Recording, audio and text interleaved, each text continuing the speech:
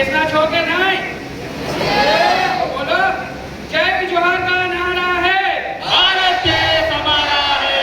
जय जोहार का नारा है, भारत देश हमारा है।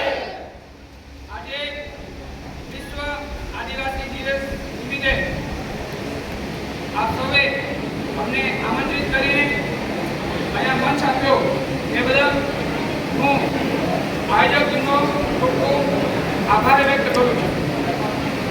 સાથે સાથે અહીં આવેલ તમામ વિસ્તારોમાંથી અને વિદ્યાર્થીઓ ભાઈઓ બહેનો હાર્દિક સ્વાગત કરું છું।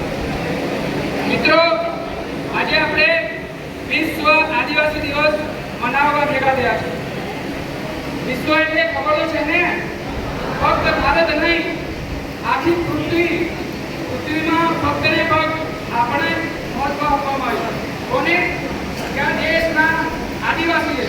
ત્યારે તમે વિચાર કર્યો કે ફક્ત આદિવાસીઓને કેમ આ દિવસ આપવામાં આવ્યો? વિચાર્યું છે?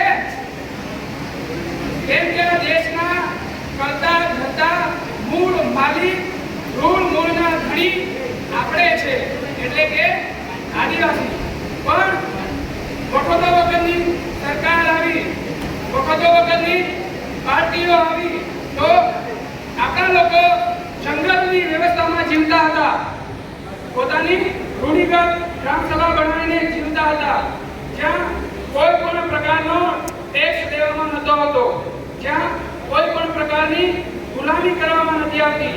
તો ધીમે ધીમે આ લોકોની નજર આપણા લોકો પર પડી કે આ લોકો તો જંગલમાં સુખીથી રહે છે અને કોઈ પણ કંકાસ વગર રહે છે।